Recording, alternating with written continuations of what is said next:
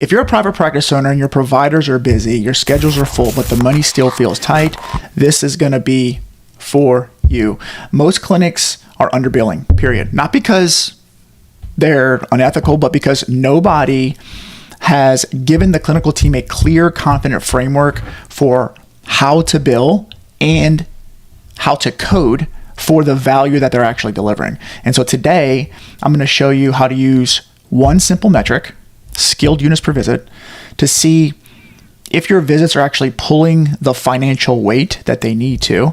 And I'm going to give you the 5 people systems that you need so that your team can deliver world-class care and bill for it ethically without you hovering over every single chart.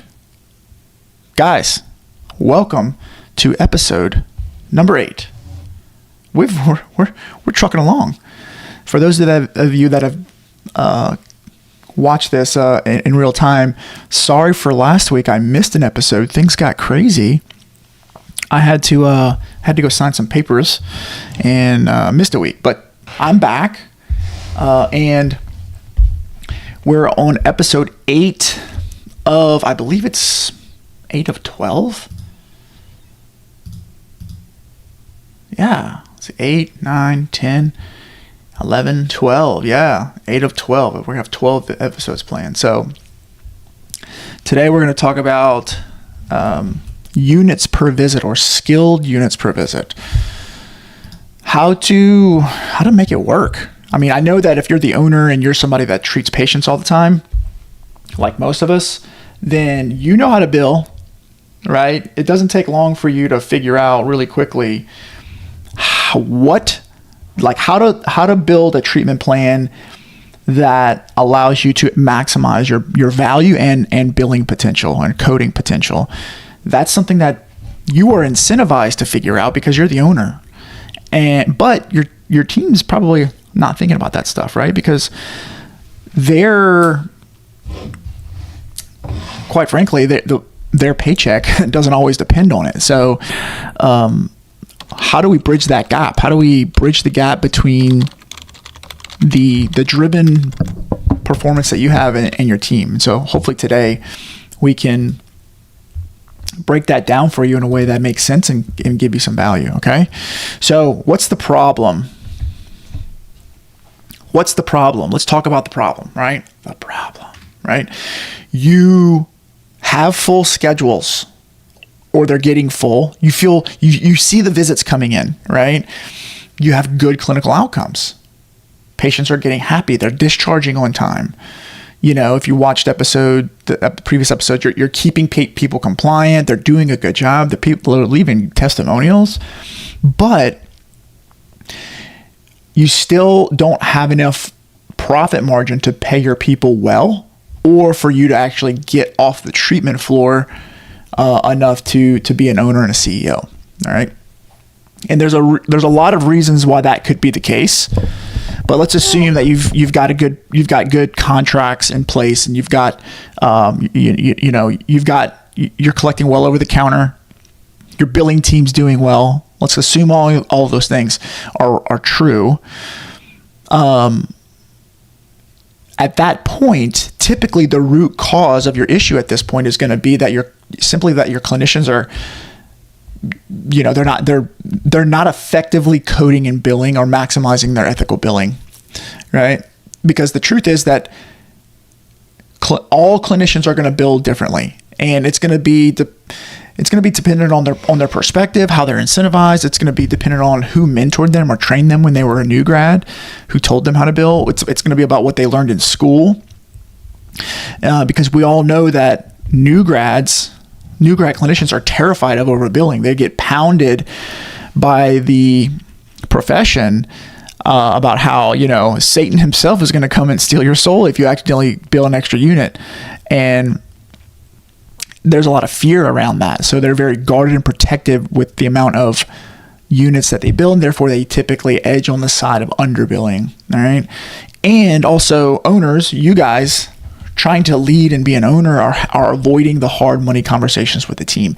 And so as a result, you have full schedules, but you just simply have too few units per per visit being billed, which equals low revenue per visit, right?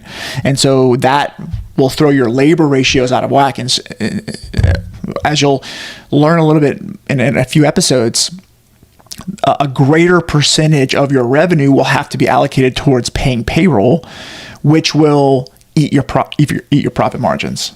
Okay, and so as a result of that, your business won't be able to afford competitive compensation or real owner salary, and that will keep you stuck financially. All right, so what we want to do today is teach you how to fix that, hopefully. Okay, so let's define the metric. The metric is going to be skilled units per visit. Let's see if I can write it out for you guys. Skilled units per visit. We're all familiar with units per visit. And this is the way that you can measure it. There's a bunch of different ways to measure this, but I was taught skilled units per visit when I opened my practice, and that's just kind of what I went with. But it's important to focus on this word skilled, right? Skilled units per visit, because these are the codes that will typically represent the highest level of professional skill, right? So if we bring this down, it's going to be high skill, right? There's going to be a deeper depth of clinical reasoning and decision making and intervention, and they're typically going to carry the highest amount of reimbursement, right? Highest reimbursement, right? And so that's why they're skilled. So if you just measure units per visit, you could mistakenly, you might have a lot of units on the board, but if those units are not worth very much, like if those units are worth pennies instead of dollars, then it doesn't really help you maximize the output of each of those visits, right? All right, so how do you calculate it? Very simple. Okay, the calculation is going to be so for each clinic and or for each provider, right? This is really important to measure, not just at the clinic level, but at the provider level, meaning the number of the skilled units per visit for provider A versus provider B versus provider C, and the overall clinic skilled units per visit, right? So it's just going to simply be total skilled units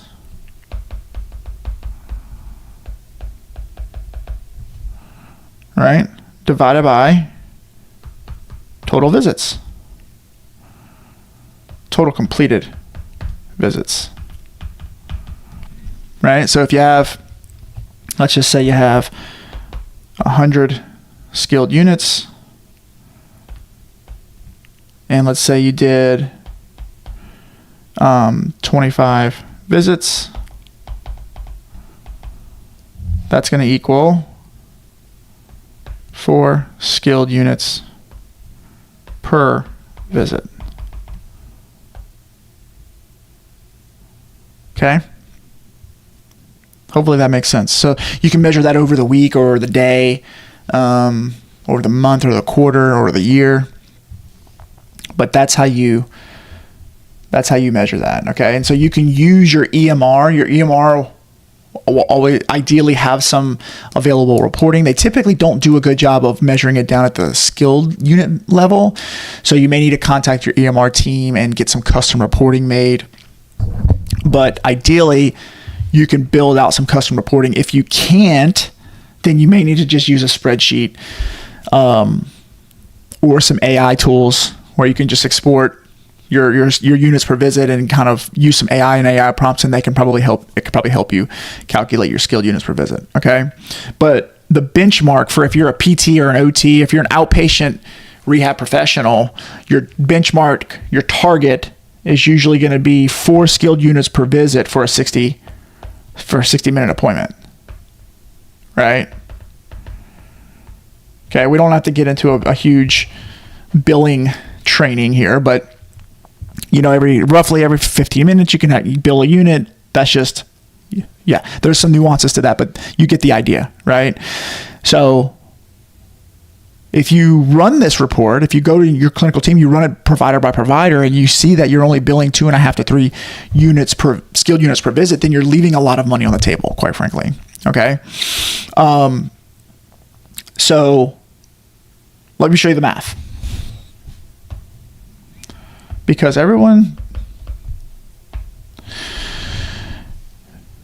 we can all talk about this, but the numbers don't lie. I just got off the phone with one of my partners, and he said, let's look at the numbers because they don't lie. It's so true. All right. So let's say that we're gonna estimate, let's say a skilled unit is worth $25. Okay. That means that 4 skilled units is going to be worth $100, right? 3 skilled units is going to be worth $75, right? That difference is going to be $25 per visit. Okay. That's a lot of money. That's a lot of money, right? So, if you look at over 1,000 visits, let's say if it's 1,000 visits, that's gonna times $25 a visit is gonna equal 25 grand, right? 25 grand. Now, that could be over a month or a quarter or a year, but there's a lot of money being left on the table there. These units could be captured somehow, right? Now, that's, when we're talking about billing, there's a lot of, it's easy to get kind of pulled into like the ethical side of things. And I'm not gonna sit here and say that every single person should get 4 units per visit every single time, no matter what, because we all know that that's not ethical, that's not legal, that's not what this is about. This is about making sure that we're maximizing what is legal and ethical, and that we're positioning our schedules and our calendars and our care models in a way that helps us land on the positive as much as possible. When that time arises, we should land at 4 units per visit every time, and when we have the ability to do so. Okay. And so the point is that 25K is, it directly affects a lot of things, but like I mentioned, number one, it's going to direct your profit margin, right? It's going to direct your profit margin is going to be majorly impacted. And that's not just to help you buy a new boat. That's to do a lot of other things inside the business, right? Pay your clinicians.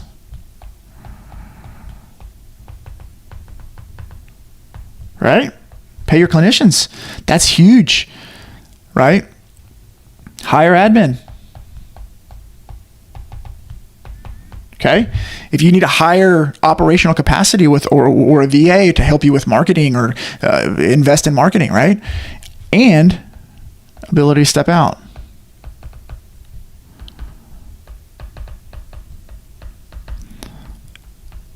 As a CEO, right? So if you're constantly having to treat patients and be a revenue generator, not that you can't do that at all. That's not what this is about. But if you can't step out and if you can't carve out any type of bandwidth to be a CEO, then everyone's going to suffer. The whole business is going to suffer. That's not good for anyone. Okay. And so, kind of going back to my disclaimer, you're going to have to follow some payer rules. There's going to be some Medicare, some Medicaid rules. There's versus commercial payers. There's going to have, you're going to have state and federal regulations around billing. Your professional board is going to have guidelines. The game, again, is to maximize and ethically bill for the care that you actually provide, not to game the system. Okay. I want to be clear about that. All right. So that's important to know. Period. Okay. So let's break this down. on how do we fix it. Okay. 5 systems.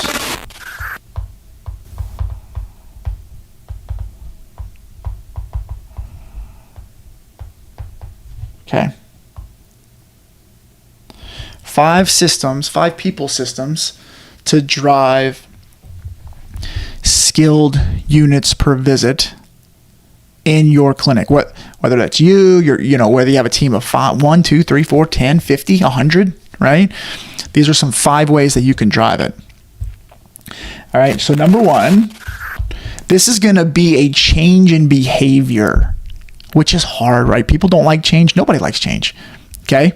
And so if you want to change in your behavior, you're going to have to create a healthy money frame with the team. Okay. So this is important. This is critical. The reason why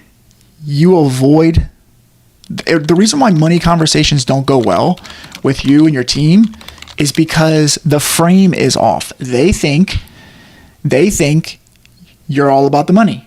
They think you're all about trying to manipulate them and rob their autonomy as a clinician. That's what they think. And you're trying to tiptoe around that boundary, and you have a hard time just having a direct, authentic conversation around it. And I guess I'm assuming that, but that's what I've noticed in myself and with a lot of practice owners that I've worked with. Okay. And so you want to have that conversation, but you don't want to cross, you're having a hard time understanding where to draw that line. Okay. And that's because there's no clear frame. There's no clear agreement on how we talk about money in the company. There's no clear definition of what money is or what it isn't, and how we measure it and how we use it as a tool. Like, none of that has been described or agreed upon, and therefore there's no frame, there's no culture, there's no language to actually have a conversation around money with your team. And so it's this vague, weird, evil villain that lives in the corner that nobody wants to talk about. And that's a really big reason why, it's hard to create movement around this with your people. Okay. So because you're not going to be able to improve this if your clinicians believe that money talk equals greed. Okay. If you say the word money, then you're greedy. It's never going to work. Or, if they believe good clinicians underbill to be safe, right? Because that means that they're always going to underbill. Therefore, they're never going to be able to generate a return for the company. And you're never going to be able to have a productive conversation around the money. Therefore, you're never going to be able to drive that outcome. Okay. And so there's going to be 3 frames that I like to use. 3 frames to teach during the onboarding process and during team meetings around money. Okay. Here's the frame. Frame number 1.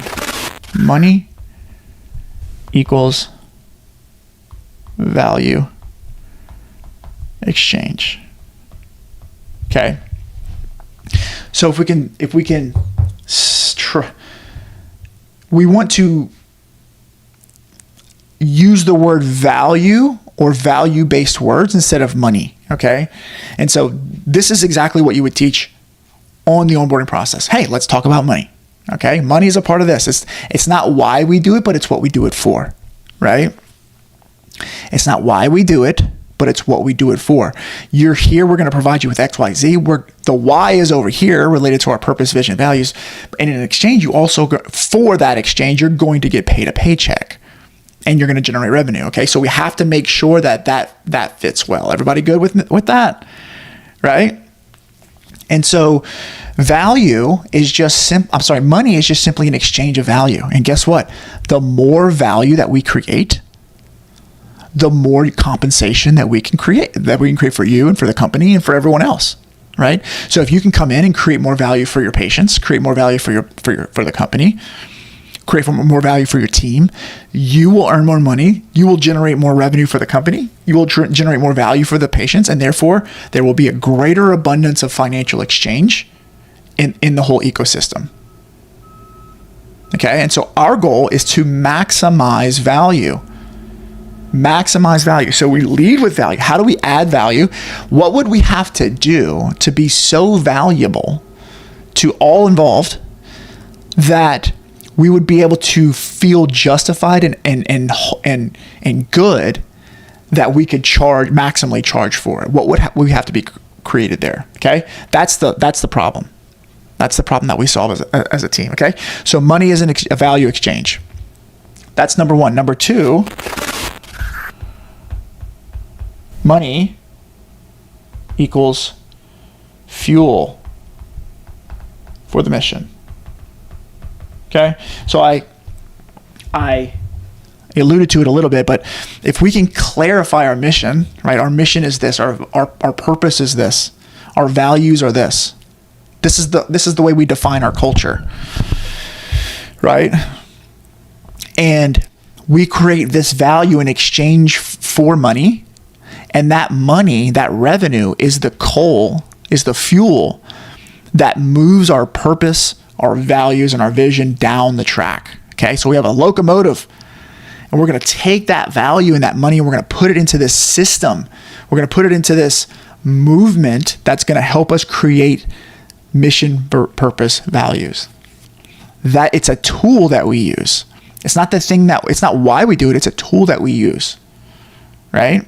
So you can see how we're starting to create this frame, this belief system around money, which is all true, but it takes explicit, intentional design to create that belief system with yourself as an owner, to remind yourself of that sometimes. Sometimes we can be so scarce around money and guilty as charged, and we can kind of get into those fear-based conversations around money, and that's usually never good. We're putting money first instead of keeping the mission, the vision, the values first, okay? And so without that money team, we can't hire great people. We can't invest in ourselves. We can't invest in our company. Can't invest in our patients. And we can't serve the way that we want to serve at the scale that we want to serve, right? So that's frame number two. Frame number three is the even exchange. Okay? And so we want to create, team, an even exchange, which means we as the company are going to go and we're going to provide you with compensations, benefits, and support your clinical growth. We're going to give you, documentation time and the AI, the EMR, and all these things. We're gonna exchange. We're giving you that. We're sliding that across the table, right? And so, in order to create a fair and even exchange between company and employee, we want you to bring this level of value for the patients and for the company so that we can create this type of revenue outcome to move our mission forward. That's what we call even. Okay. So if you're down here and you're not producing that value, then we're no longer in exchange. Okay. Similarly, if you're creating that value and the company's not giving you that compensation exchange, then that's not fair for you. And so our goal is to have an even exchange at all times. Okay. So create value, use money as a tool, and create an even exchange. If you can create that framework during the onboarding process, like I would recommend, and maybe this is how I've done it in my practice. Okay. I'm not saying you have to do it like this. I'm saying this is probably a good something like this. You can find the language that fits your culture, but something like this in the onboarding process, right? So I'd recommend like having a video, right? Create a video and be like, hi, welcome to Southern Physical Therapy Clinic. My name's Adam. I'm the owner. Today, we're going to talk about something really weird, something you might not have ever talked about. We're going to talk about money, what it is, what it isn't. Money is this emotional thing that creates this weird dynamic sometimes, and we just want to like put all that away. All right. So let's talk about it. And then you go through your frames. All right. This is how we look at money as a company. This is how we define it. This is how we describe it. And setting that intention high on the front end is really, really critical. I feel like I've talked way too long about that. Okay, so let's go to number two.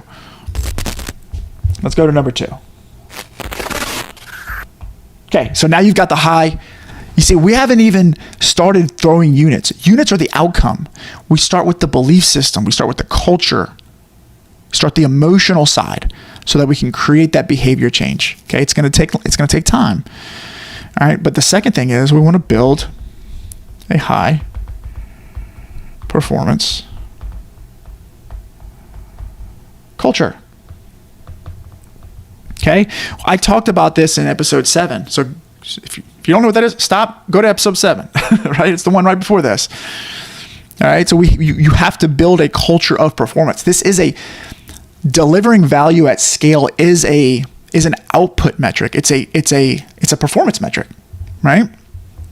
It's what separates it's what qualifies you. If you can do it well, it's what qualifies you of being labeled as good at your job, right? And in order to do that, you must perform. Okay, and so you want to have a culture, building that culture where performance is measured, coaching and feedback is normal, and the ambition that you and your team have around ethical billing and productivity is allowed. It is permitted. Okay, it's not something that we obsess over, but it's something that we are going to acknowledge and address as a company. All right. So there's steps to building that culture of performance. Go to episode 7. All right, but as a breakdown, as a high level summary, you want to start with developing yourself. Okay. Building a culture of performance is about influencing people to become the best version of themselves. Influencing that behavior change you must have the emotional intelligence and the language and the perspective and experience of somebody who can be followed and influenced. And so you must develop yourself as a leader. Okay, you can do that through reading leadership books, investing in mentors, and doing things that are really hard that you have to fight and claw and elevate yourself to get through, so that you can have that experience, so you can have that proof that you are actually somebody who is capable. All right. So you can develop yourself. Number 2,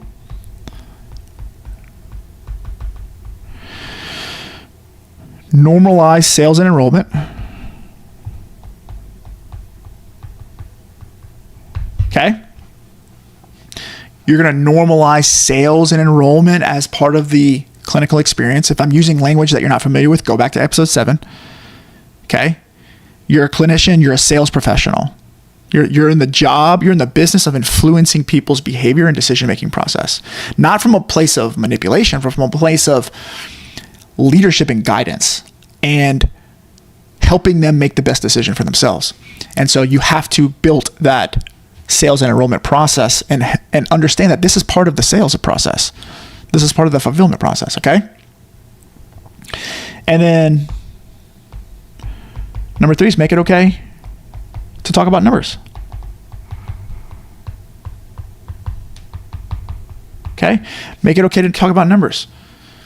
You have to be okay with talking about numbers. And it doesn't mean it's going to happen on the first go around, right? You have a team meeting, be like, okay, guys, we're going to talk about numbers, and you're going to be up there. Your lips are going to be quivering, and you're going to have like imposter syndrome through the roof. They're going to be judging you. You're going to kind of like have to work through it. And that those repetitions will help you develop the belief system. All right. And so building that culture of performance is that next step. So if you can see this ship starting to turn, right? Somebody who's got low skilled units per visit, really low units per visit, just can't get the team to buy into billing appropriately. There's pushback. There's outcome. The decisions and the behaviors that they commit to, that you and your team commit to, are directly tied to the belief system that's on the back end of that. And so we have to change the belief system to eventually change the outcome. And that takes time. It's not something you can't just show up and be like, all right, team, now you're going to do this. You're going to get a bunch of rejection. All right. I tried that, and I still try that sometimes, and it's a bad idea. All right. All right. Number 3. So you can see how we're starting on the back end. These are it's like the unspoken, undefined influencers of this outcome that you're starting to manipulate and change and create a different culture. Okay. Number 3, educate and orient your clinicians. Okay. Confused people don't. Okay. If they're confused, they're not going to do it, because confusion is what are some of the kind of the byproducts or the outcomes of confusion. Number 1, fear, anxiety, worry, which is all kind of the same, but like feeling lost, right? All negative emotions, which is going to create this fear limitation mindset about actually stepping into something new. And so the only way to break free of that with people is to create awareness, is to create perspective, is to educate and orient so that people can have more comfort and they can feel more confident that they understand what's on the other side of that behavior and why it matters and how it actually fits into the bigger situation. And then they will create confidence and conviction and it will feel more normal. Okay. And so you have to educate people, and you can't assume, because we all know what assuming does. You can't assume that your clinical team knows as much about billing and coding as you do, because they don't. They don't. I promise you they don't. They're smart. They're smarter than you in a lot of ways. But in this way, they probably aren't as smart. They don't know a lot of things, right? But your job is to make billing and coding visible. You want to make it visible, understandable, and trainable. Okay? So I'm going to make that.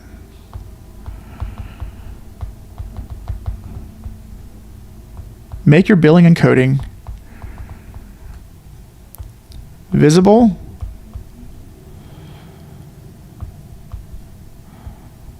understandable, and trainable. Okay?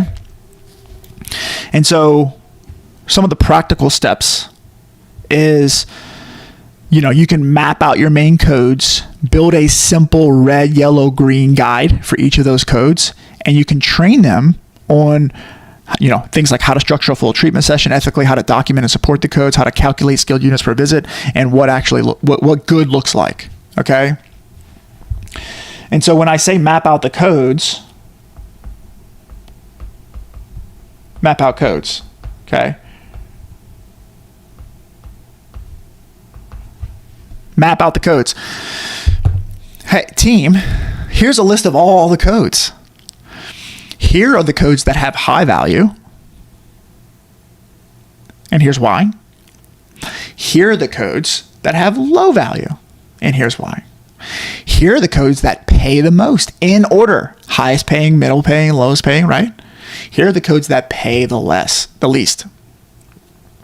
And here are the clinical situations that can justify each of these codes based off of listen, you have ChatGPT, it's not that hard to find. Okay, here are examples. Here's the language that you could use to describe it and document it. And if we can create this value piece, then that's going to create more financial exchange for everyone. And here's some of the outcomes that would result from that. Okay. From there, you can build a simple red, yellow, green guide, right? Red is like below the even exchange, right? So if in order for this to work, in order to create that even exchange, you need to see this many visits a week and bill this many skilled units per visit every week. Okay. If you're below this number, we're in the red, right? That means that we're temporarily out of exchange and we need to try to figure out a way to bump that back up. If you're in the yellow, that means we're good, right? You're satisfying your role. And if you're in the green, then at that point you're operating above baseline, and you're looking into bonus opportunities and promotion opportunities with us. Okay? So that can be on the job description. That red, yellow, green scorecard, that can be on the job description. Okay? And so this is kind of what you're training your team. You can give them guides, give them rules, give them all the things that help them orient. And then so you're going to train them on, like I said, how to structure a full treatment session ethically, how to structure it, define that, give them some examples. Very simple to do. Train them on how to document to support the codes. Okay? Here's what a good treatment session looks like. ChatGPT. Here's how you would code that. And here's the documentation that you would use to support that treatment. Right? And then lastly, train them how to calculate skilled units per visit and what good looks like. If you do those three things, people are going to be like, they're not dumb, they're very smart. They're more likely to move forward in that direction. All right? Let's go to number 4. Number 4. Okay, so now you have a team. And ideally, this is all in the onboarding process. If you haven't built this out for your team yet, then it's going to be kind of like a new thing, a new rollout.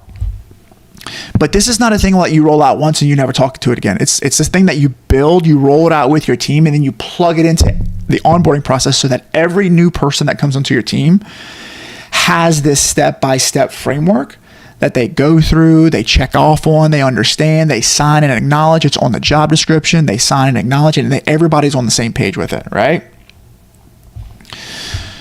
And then that's how you can slowly build a culture. Number 4, line compensation.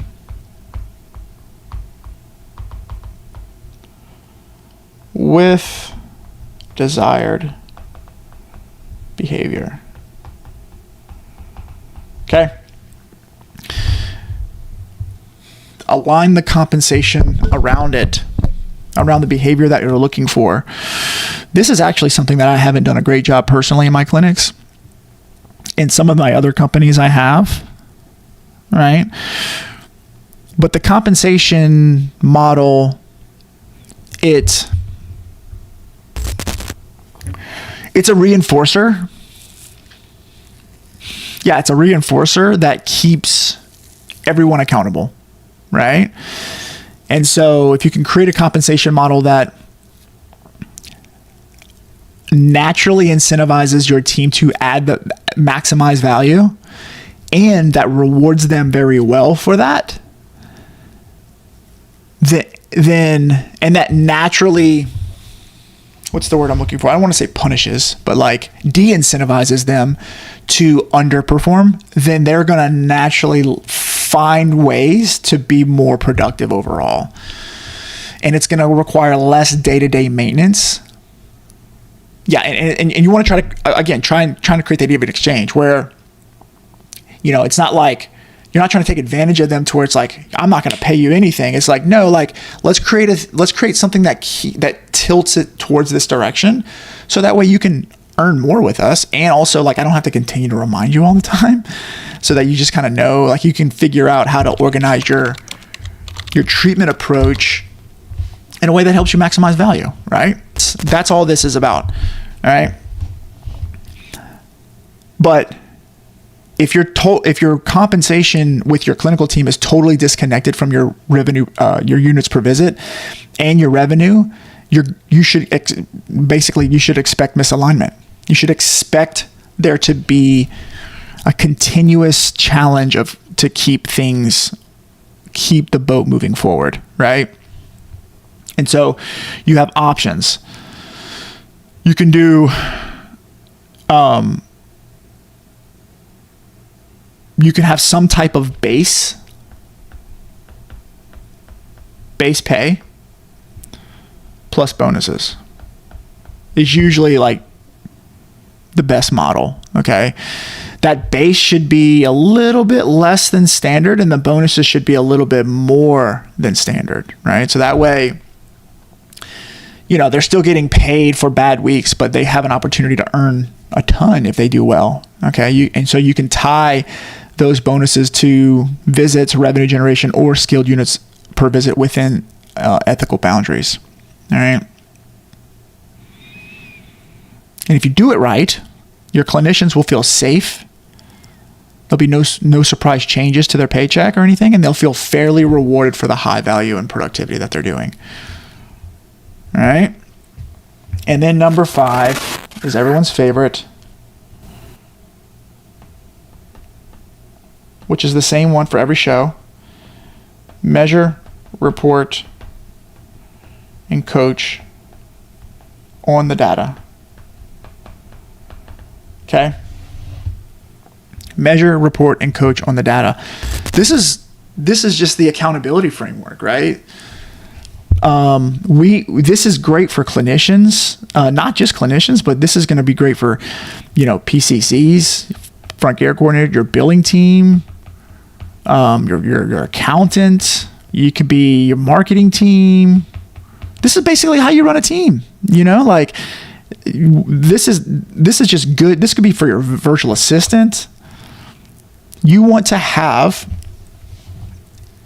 an organization and a structure and systems in place that allows you to be objective more often, report and coach up on the data. Okay. So at least monthly, ideally weekly, you want to have these meeting and coaching sessions by clinic and by provider. You want to start measuring things like skilled units per visit, revenue per visit is also an optional but very powerful pairing to match together, and put this data on a scorecard.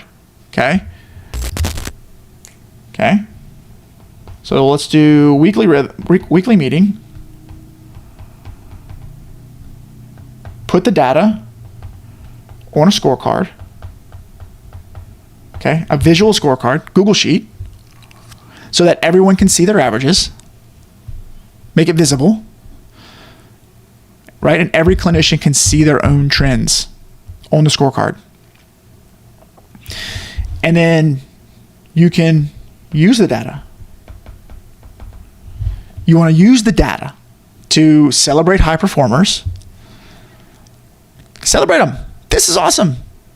Wow. Look at all of the value generated and look at all the fuel that we are able to use to move our business forward, right? Identify who needs mentorship or who needs coaching, and focus on training on the specific gaps the specific objective gaps that you find in the data, right? And so your job there is going to be to hold an ethical line with your team, coach them up, but don't criticize them, right? This is not a beat down session. It's about coaching them up and making this clear on why it matters, which is around adding value to patients, helping your team get compensated well, and helping your team stay afloat and grow over time, right? And so those are the 5 systems, guys. So just a quick recap. Number 1, create a healthy money frame with your team. Okay, we talked about money equals value, money equals fuel for the mission, and having an even exchange between employee and company. Number 2, building a high performance culture, right? We talked about referencing episode 7, but you need to learn how to obviously develop yourself as a leader, normalize sales and enrollment into the company, and make it okay to talk about metrics, right? Number 3, educate and orient your clinicians, because confused people don't. You want to make your billing and coding rules and trainings visible, understandable, and trainable, and map out your codes. High value versus low value, high reimbursement versus low reimbursement. How to organize your treatment sessions to justify that, to deliver that value, and how to document it appropriately. Give them examples. All right. Number 4, align your compensation with the desired behavior, ideally some type of base pay plus a bonus opportunity. And then number 5 is going to be measure, report, and coach on the data. Have a weekly cadence of touch points with your clinic as a whole and for each provider. It could be maybe the provider is more quarterly or something like that. Have the data available and put it on a scorecard that everyone can see and share. Celebrate the wins, coach up the gaps, and hold an ethical line with your team, but don't criticize. All right? And so that is the process. If you do that and you hold that line, you will see that revenue, that units per visit metric start to come up. And so, yeah, don't make the mistake like I made and think that units per visit will just eventually fix itself, because it usually won't. Whenever I look back at the times where we struggled with this metric, it's usually because we had a belief problem, a knowledge problem, or a fit problem somewhere on the clinical team. And that is where staffing becomes really, really critical. Making sure you're hiring clinicians who you onboard well, who you onboard and orient well, train well and hold them accountable well, lead them well. They buy into your model. They are coachable around performance, and they're willing to learn billing and coding frameworks that are realistic. Okay. And so also ensuring that you're supporting them with very strong admin and virtual assistant staff, so they're not drowning in paperwork and rushing their billing and kind of skipping that process, right? Because virtual assistants can help with documentation support, tracking metrics, billing audits, etc., holding teams accountable, auditing, all the things. Okay. And so your goal should be to have a team that delivers very high value and bills it correctly. Ideally without the owner being the only one who understands the numbers. Okay. Because if all that stuff is in your head and your team's not oriented around it, then you're going to kind of be on an island by yourself. And that's good. And that's no good. Right. Okay. So if you are looking at your data and your reports and your EMR, and you're recognizing that your skilled units per visit are low, you probably don't have a billing problem. You have a staffing and people systems problem. You're a great clinician. You have some great clinicians, but they were never oriented, never led, and never shown how money, value, and coding actually fit together in your practice. Okay. And you're the only one that's paying for that every single month. So if you want help with how to implement systems like this, or just some free coaching or guidance or some resources that might be useful, you can book a free 20-minute staffing freedom call. On the call, we're going to look at your current provider mix and your unit per visit data. We can map that out together on a scorecard. We can identify whether your main constraint might be a belief system or a culture, could be training, or could be maybe you have the wrong people on your team. And we can map out a 90-day plan that aligns your clinicians, your compensation, and your support staff, so each visit actually pays what it should. If that sounds helpful, click the link in the description, book your free staffing freedom call.